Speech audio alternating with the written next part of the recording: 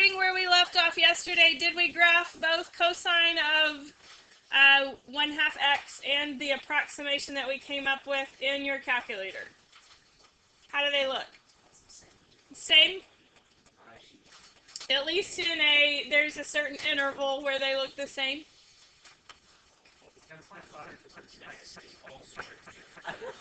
Yes, correct.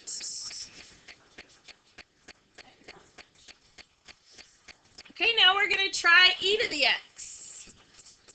We're going to try to find a function for e to the x. You agree that's another function I can't do unless I have a calculator for the most part? So we're going to look at that one. To start out, I need somewhere to start. Remember on sine, we decided it looked like y equals x. On cosine, we decided if we had done it, it would have looked like y equals 1. We didn't actually do it, but we decided it looked like that. So the way that I'm going to start with e to the x is with its tangent line. What do I mean by tangent line? So review. How do you write the equation of a tangent line? Point and a slope, right? So we know 0, 1 is a point on e to the x. And what is the derivative of e to the x? E to the x. And what is the value of e to the x at 0? 1. So slope of 1, y-intercept of 1. So y equals x plus 1. Everyone agree with that? So in your calculator, graph the tangent line, y equals x plus 1, and e to the x in the same window. And that window works. Was it -2 to 2? -2 to 2.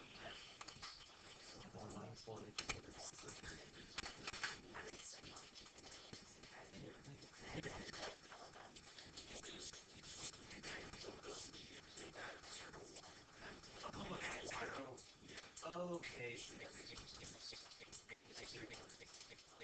Good.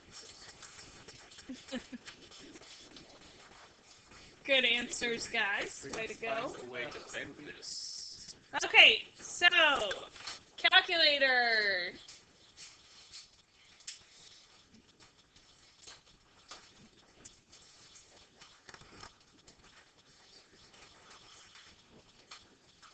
Has everyone graphed both of those things? Remember, you want to participate. There are so many things that we're learning in this that you don't even know that you're learning things. It's big. You're learning lots of things. Okay. How well does it fit? Not very well, but if you look right around 0, if you got close enough, it fits, which we knew that from the fall. That's why a tangent line is often called a local linear approximation. It approximates a curve at a point. But it's only good really close to that point. Okay. Well, as you can imagine, we want to get better. So we're going to do y1 minus y2 and look at the difference between those two things.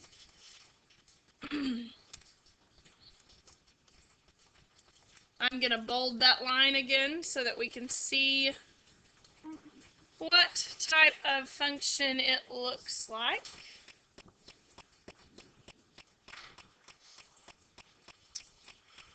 And of course it's not perfect, but if you were going to say that resembled a polynomial, what type of polynomial?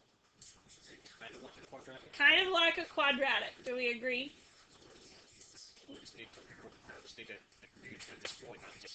Yes, we just need to know what kind of quadratic. So see if you can fit a quadratic that fits decent. It will not be perfect, but see if you can get a decent quadratic to fit it. You can. Yeah, we talked. You talk too much to me.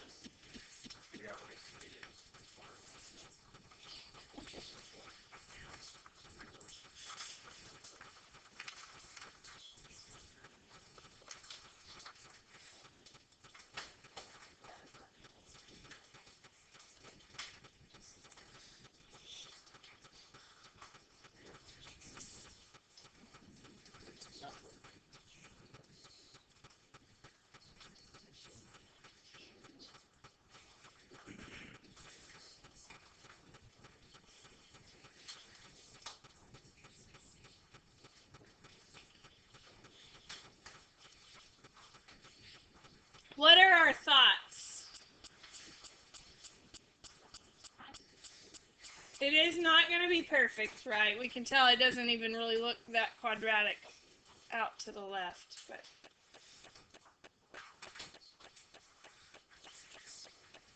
what's the guess?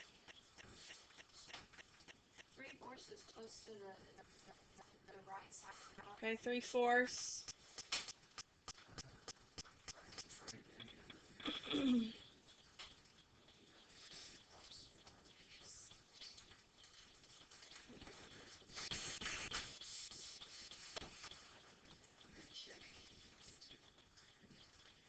Try 2.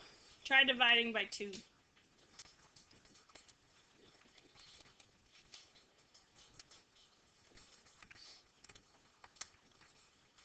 Oops.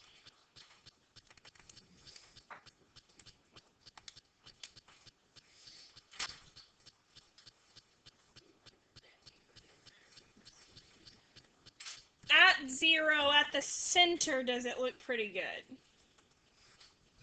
Now, as we go out farther, it's not great. But at the center, decent. We're going to go with that one. Question was, what are the obvious limitations of this model? Well, it's not a perfect parabola. Not that any of them ever were, but this one's really not perfect.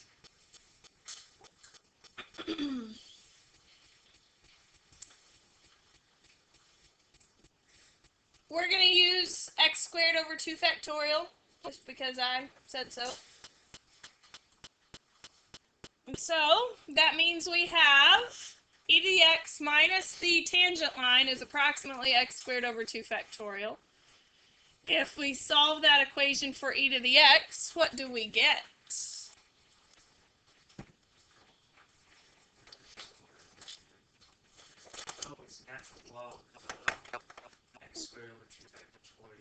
No. Oh, sorry, solve for e to the x. I might have said x. Just e to the x. Okay, so x1 plus x squared over 2 factorial.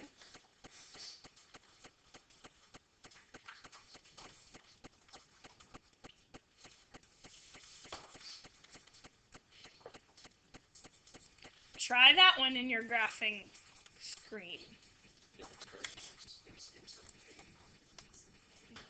If you want to go between -1 and 1, it's great. So we need the factorial, right? Well, 2 factorial is 2, but just for fun, I think factorial seems like a good idea. I have no additional knowledge or anything like that. I'm just guessing. I'm just teasing. Okay, let's see what that one looks like. It's getting better. You agree? It is getting better. And as you can imagine, I'd like to look at the error. So I'm going to go to Y3 and I'm going to look at the error. What kind of graph does the error look like? A cubic? Everyone agree? I don't know what kind of cubic it might be. What do y'all think I should divide by? 3 factorials? I don't know, let's try it. Just for fun. Wait, is this going to be plus x squared, x cubed? Mm-hmm. So this actually just keeps adding while the other one switches between just in subtraction. Seems like it, doesn't it? This is a better way of learning. I'm going to go instead of straight up. This is a better way of learning. Seems like we are getting x cubed over 3 factorial, maybe. Does it look pretty good?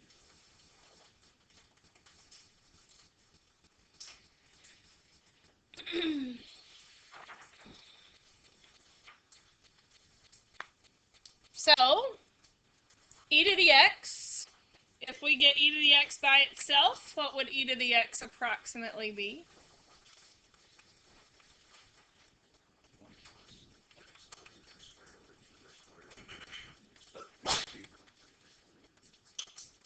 Could we see a pattern here?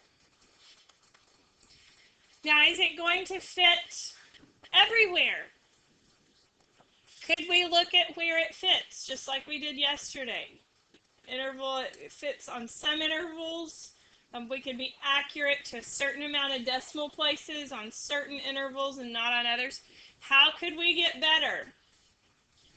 Keep going. Do we notice what the pattern is? Yes.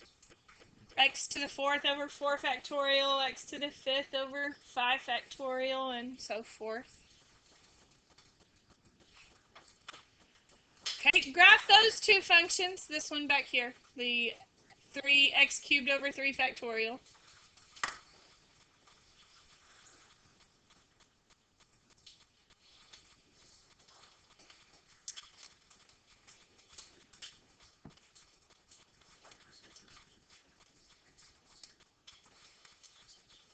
What's your question, Joseph? And with the x plus 1 cubed from the derivative? It is the tangent line at 0. How do you find a tangent line? Oh wait, I did point so wrong. I was doing y plus 1 Okay.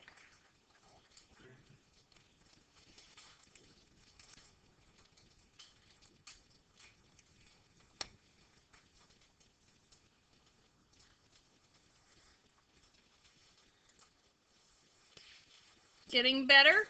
So let's look at when this fits. So we can go to our table. I think I still have my table set to go in tenths from yesterday.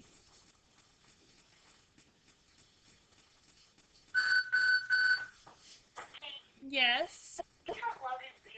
I do. He's been checked out at 1:15. Okay.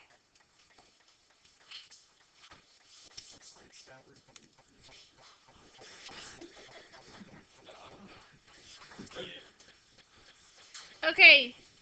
So 0.740, 0.740, 0.904, 0.904, 11, 1.105, 1.221.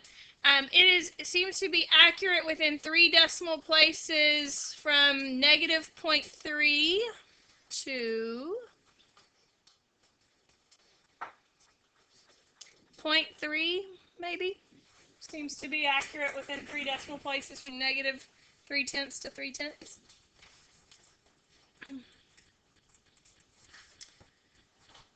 What do you notice about the interval of matching as we increase the number of terms? It increases. Write out the first 8 terms for the polynomial 4e to the x.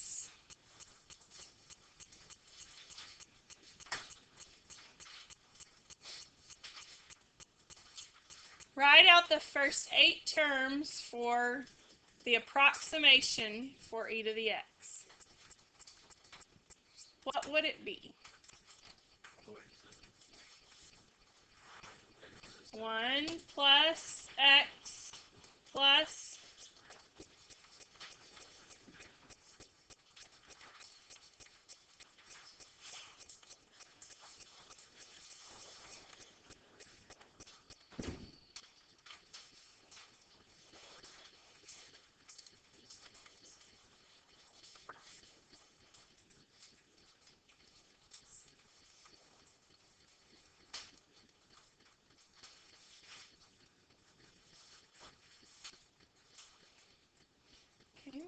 use your calculator to find the value of e squared, and then also find the value of the polynomial at 2.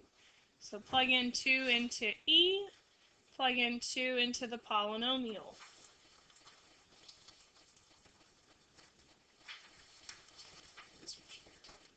Okay, I will check it. Come back and check with me to make sure you got it. All right.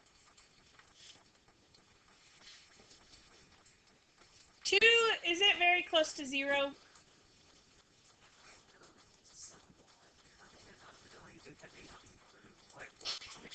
Yeah, so it's not, remember the last interval we had was from negative 0.3 to 0.3, correct?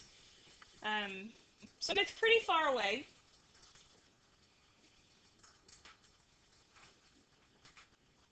How well does the polynomial approximate? I know it'll take you a minute to type all of that in, so I'll give you a minute.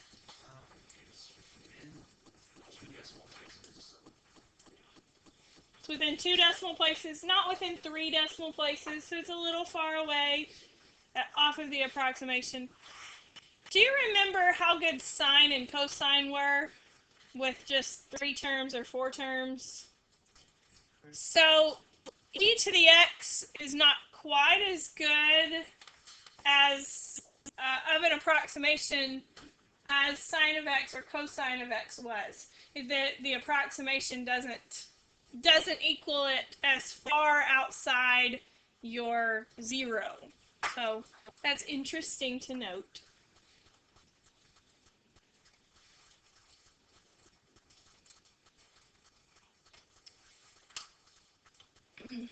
Now, something we'll talk about on another day, not today. Could we have centered this polynomial somewhere else? We chose 0 because I told you to, but if we were wanting to approximate 2, could we have tried to make the polynomial at 2 instead of at 0? Probably. A discussion for another day.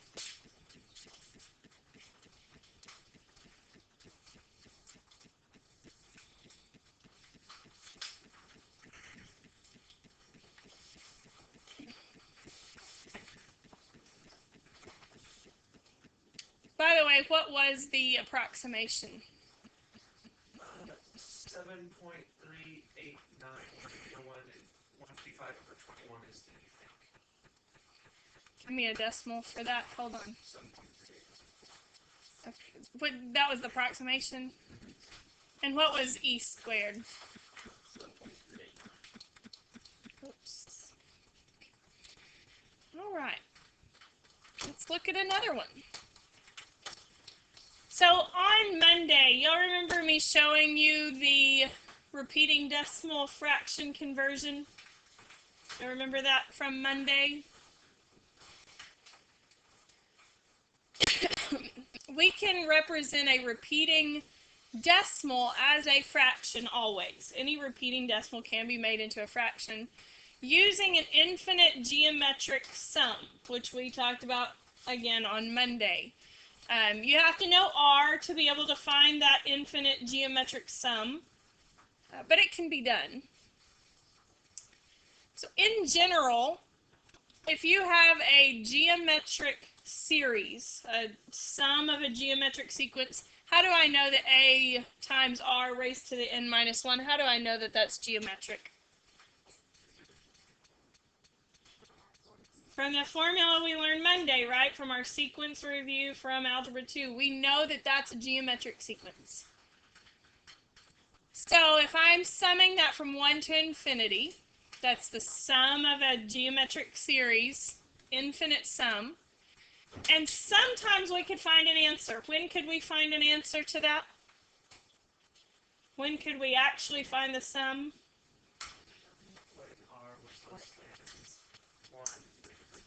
Good. When it converges, and it does that when the common ratio was between -1 and 1, not including 1, not including -1.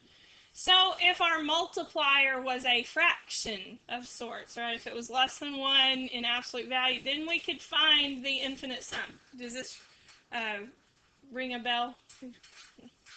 Some of that homework you looked at probably had some questions about that. We will grade that on Friday, by the way. So if you haven't done that yet, you can work on that tomorrow too. So the sum of an infinitely decreasing geometric series can be found by using the infinite sum formula that we learned in Algebra 2. Remember, it's only valid when R is less than 1 because that was that limit of the formula as n approached infinity. This type of series, remember that the name for a series, or the word series, means a sum of a sequence. The name for this series is called a power series. It's called that because we've got that exponent involved. So a geometric series, in calculus, we're going to call a power series. Now, isn't 1 over 1 minus x, isn't that the formula for the sum of a geometric series? 1 would be the first term, would you agree with that? And x would be the r, the common ratio. So if this truly is the infinite sum, could I write out the first 5 terms of the series? First 5 terms of the geometric series? What would be my first term? What would be my second term? Okay, x, why x? Where'd the x come from? Well, good. It would be x. I like x. X was good. Isn't your second term 1 times r, which in this case is x? X.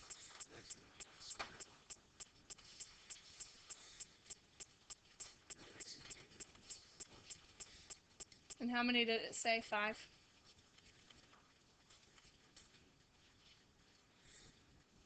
Okay, so my prediction is that though this polynomial is going to approximate this rational function. Maybe. I don't know, try it.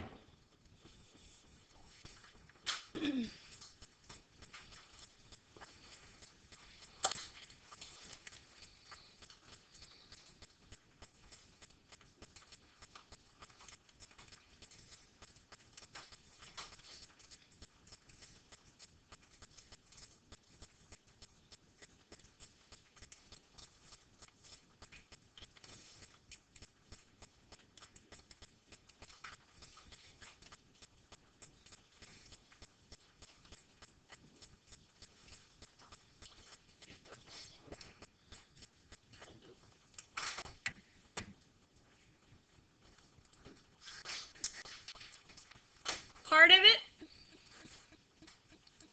on part of it, it's a pretty good prediction. On the other part, it's not so much, but on part of it's a pretty good prediction.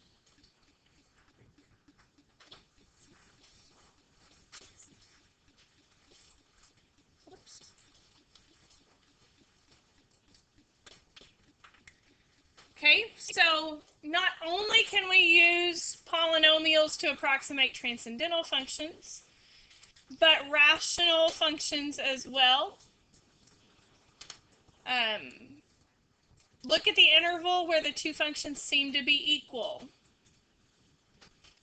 Add a few more terms to see how the interval of convergence changes and see if there is much change.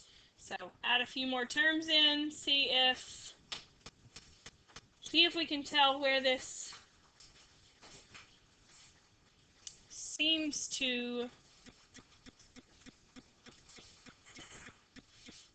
match.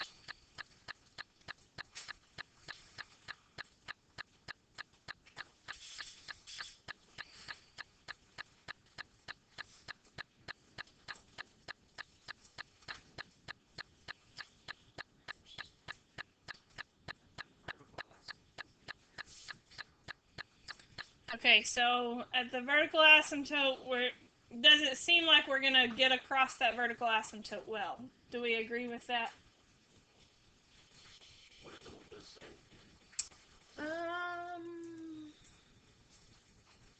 What else does it not seem to ever get past, no matter how many terms you put in?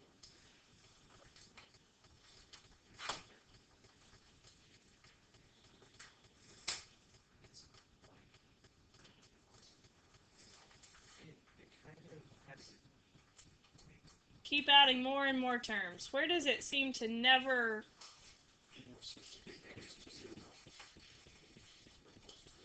Okay, -2, it never seems to match up at -2. I don't know how many terms you put in, but it never seems to match up at -2. It kind of stops at -1. Do you agree? How many of you, who thinks they put in the most number of terms? Who thinks they got the most in their calculator? How many did you do? Put x to the 10th. Okay, we got x to the 10th. Anyone do more than x to the 10th? X to the 15th. Okay, on x to the 15th, past -1, does it seem to look good past -1? Yeah, oh, it's still work. It's taking a while. Yes. Yes, yes. Okay. Is it matching up past -1? It still seems like from -1 to 1 is the best it's doing. So maybe no matter how many terms I get, maybe it won't do good past -1 to 1. Is it still useful? From -1 to 1 it is. So it seems to converge when x stays between -1 and 1. You tell me why.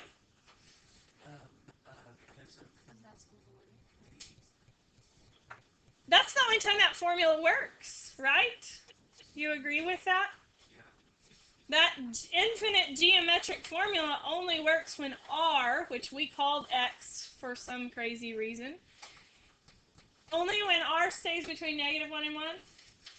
So this particular series is only a good match between -1 and 1, no matter how many terms you put out there. Does that make sense? Interesting.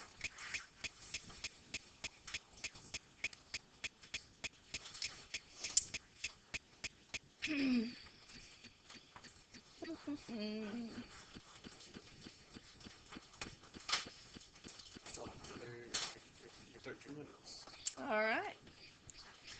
Okay.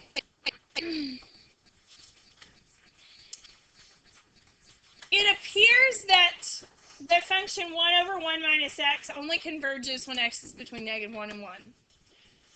Now that we have that template, the 1 over 1 minus x, I want to see if there are other rational functions that I can find the expansion of the polynomial of.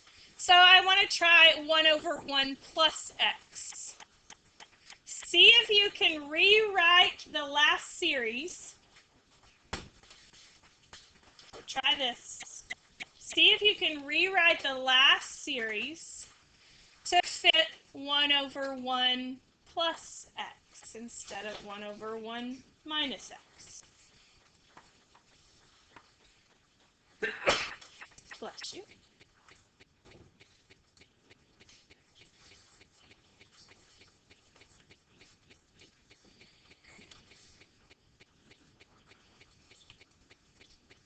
So instead of 1 over 1 plus x, or 1 minus x, I want to try to write 1 over 1 plus x.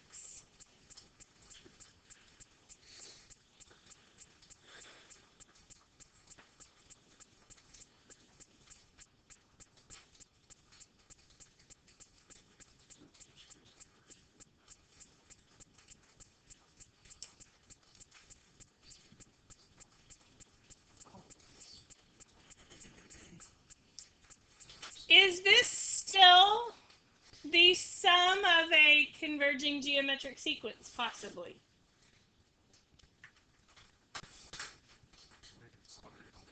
When r is negative, can r be negative in a geometric sequence? Sure. Will it still converge? Yes, remember we talked about that on Monday, that as long as r is between -1 and 1, so what would it look like? 1's still the 1, first term's still the first term. What's the second term? if r is now negative. Does everyone agree? What about the second?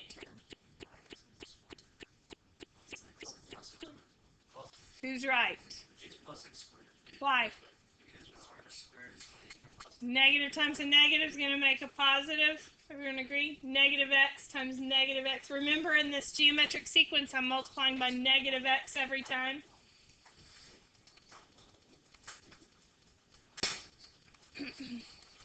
So how will it change your expansion on your calculator screen?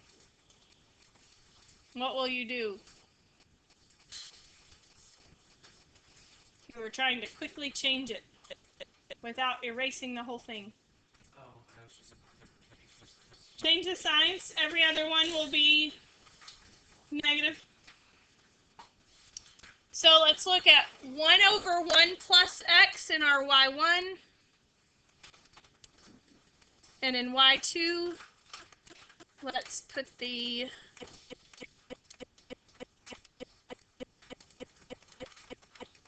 guess.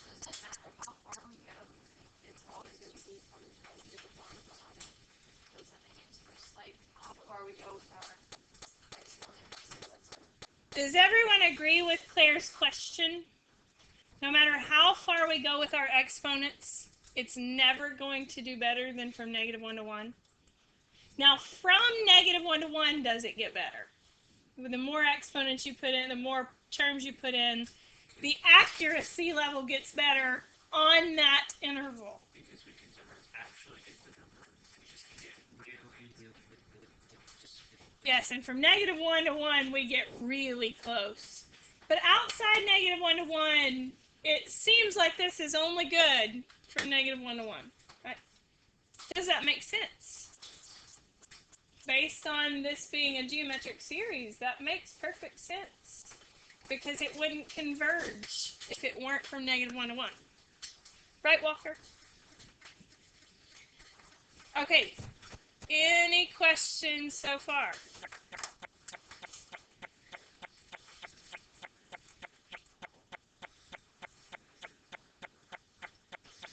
Okay, write out the first 5 terms. You've probably already done that. I think we did that on the last slide.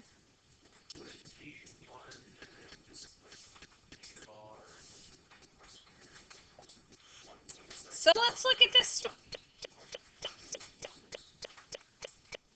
I want to try to use the last 2 to write a series for 1 over 1 plus x squared, or maybe just one of them.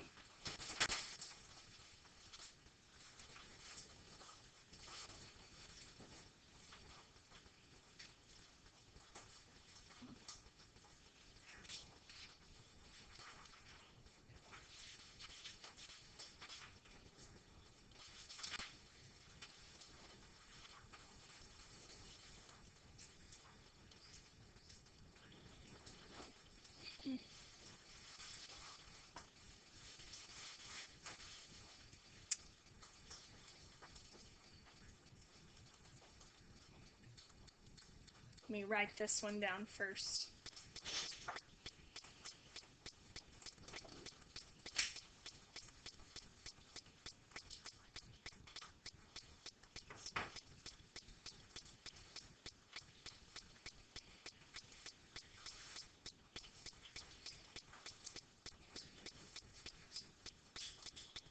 See if you can try to think of a way to use the last one to write an expansion for 1 over 1 plus x squared.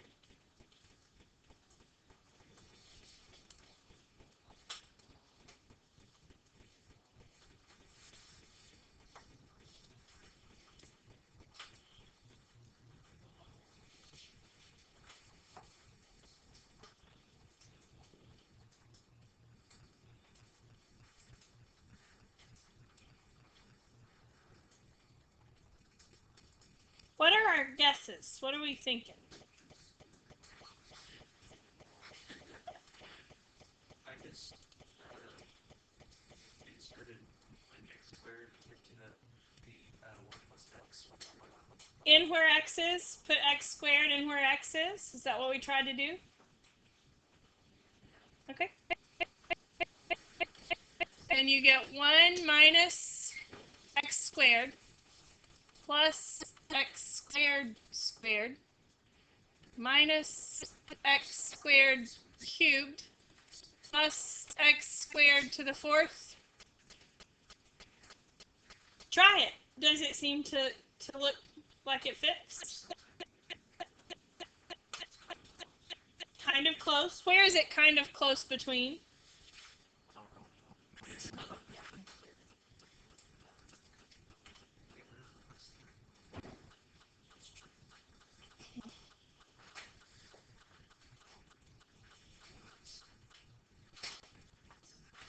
About -1 to about 1. From about -1 to about 1 is where it seems to kind of fit. Would it make sense that it still wouldn't fit past that?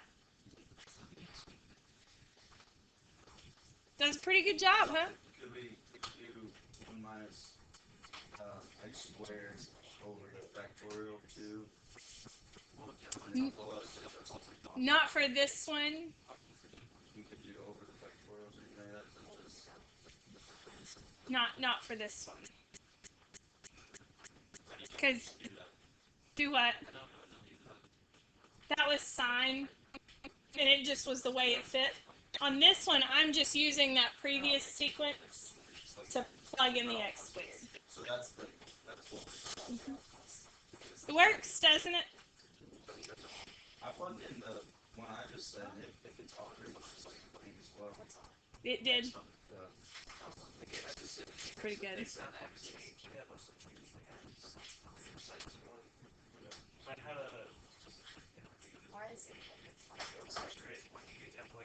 This one, we learned that on this page because this was positive instead of negative. And then we just used that same one. Okay, I'm going to go through this really fast, but it's really cool and worth you seeing it. 1 over 1 minus x. Is there any calculus step that you could do that would be an answer to it?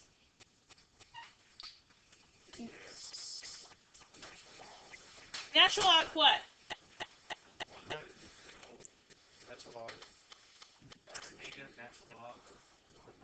This is the derivative. Would you agree this is the derivative of...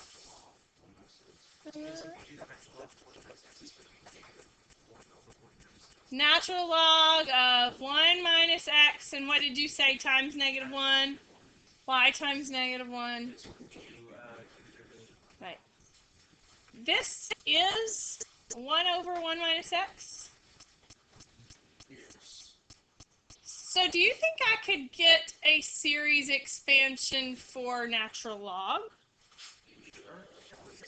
How?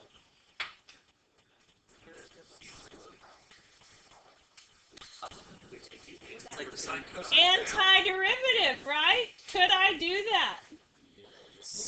I could. And I could get... Now, isn't natural log, you would agree, it's a transcendental function? Another one that would be really hard to work with? We're running out of time, but we're going to spend the rest of this chapter looking into the details of these sequences and series. You've gotten a big chapter overview. If you look at your little calculus helper for BC, there's a little thing on there that has the expansions of all the transcendental functions on it. We just discovered all of those things. We've done a lot of things. You could probably tell what your next gateway will entail. So, but anyway, we've got lots to learn. But this is practically a chapter overview. I'm going to give you your test back tomorrow, work on test corrections. I won't be here, so you won't see me until Friday.